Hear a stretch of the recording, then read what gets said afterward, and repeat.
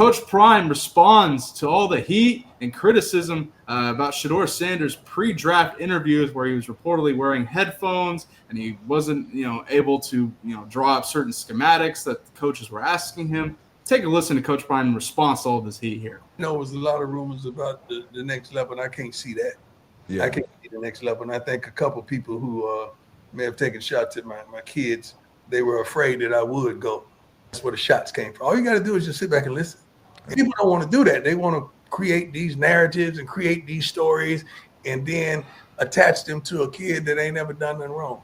Yeah. How does that make you feel when you see your colleagues or your peers going in on you, man? Like, how does that make you feel? No idea, man. You have no idea. We've always been in front of the camera, so they know how to navigate. They know how to handle themselves. Yeah. And you're not going to catch them in no foolery and no mess. You're not. When you sit up there and say something like, he went in a meeting unprepared, like, dude, Shedeur Sanders, who's had 6 different coordinators, who has still functioned and leveled up every time we brought somebody new in, and you're gonna tell me situation. You're gonna tell me he had on headphones. So you a dog, your kid's a dog, and dogs gonna always rise to the top. You know what I mean?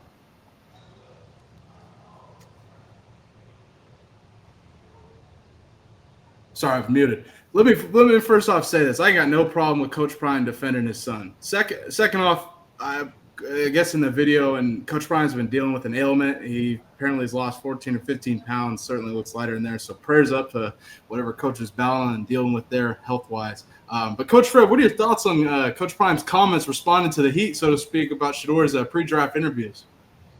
I mean, I get it. That's the dad in him talking. But, he did say some things that, if you were listening, were part of the problems that they were saying they were having with him in the draft interviews. 6 coordinators in how many years?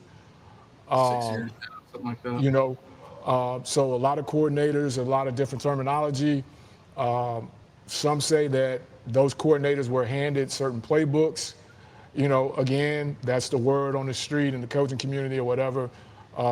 This coordinator, you run this, you run this, you run this. The headphone thing I always thought was kind of far-fetched, right. but he does have this thing with beats, and you got to remember, they were the same ones that were telling certain teams that we weren't coming there. And maybe Coach Prime did say that. He said they were pulling Eli. That I really did think that was detrimental for him to say, especially he said that like a year ago, Coach. He said that well before, I think a year or so before the draft. So that catches up to him. Yeah. Yeah. And I don't know one particular team. Hey, we ain't letting my son. He ain't going there. Don't worry about it. He goes to that interview. Of course, he's not going to give his 110 in that interview because he's not planning to go there. I could see maybe not on the ear, but Bailey, I work with these kids. They walk in, they've got them behind their ear, they've got them around their neck, and maybe that's what it was, because for someone to say he walked in a meeting with headphones and no headphones being placed, I mean, that's easy to dispute. You know what I mean? Absolutely. And shout out to Asante Samuels, because, they had been beefing prior to, so to have them have that little sit down. But again, I can't remember who asked it, and I'll ask you, Bailey, to ask Matt, to ask them, has anyone said the exact reason why he dropped? See, I've heard different things from everybody in media. I asked Matt about this, and Matt's like, well, someone's bullshitting. Someone's not telling the truth because, I mean, if Prime says that's not true, Matt's got swords. It's just, I don't know. A lot of this is hearsay, Coach, and I don't know. You see different media heads report different things. I kind of just go based on who I know has sources and who doesn't. It's kind of a big question mark to me. But now I think we're kind of past it. We can kind of just – he's with Cleveland now. It is what it is, and now we kind of look to the way he's handling the situation in Cleveland. And right. This brings me to this. So Joe Flacco, we've talked about him, the mentorship with Shedeur, so to speak.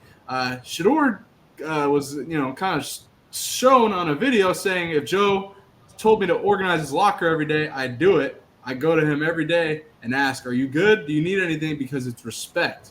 That's who Shedeur Sanders is, Coach Fred. And I'll play this so you can take a look at it. Take a listen. Ultra. This is the thing. No. What? If Flacco told me to do this every day, I would do it. Because, bro, I real talk, chat, real talk. I go to him every day and I say, hey, bro, you good? You need anything? But when you be like, right hand, because it's respect. You feel me? I feel that. I think you cap, but it's all good. Ask him. I love it, Coach Fred. I love it. What are your thoughts on it? I mean, I love it, but then, Bailey, are we doing this for the gram, or are we genuinely doing this? Yeah, that is another question to be asked. Absolutely. Especially after seeing Joe Flacco's interview. I don't know if you saw that, where he was saying that's not his job to be the mentor, those kinds of things. Are we answering this back as a media deal to show people that I'm not one way or another with Joe Flacco? Or are we genuinely saying, hey, I'll play the rookie role. There's no problem with playing the rookie role. If he wants donuts, I'll go get donuts. That's what rookies do, so to speak. But was it for the gram or was it from the heart? Is the only thing that I would push back that I know others are saying. Yeah, definitely.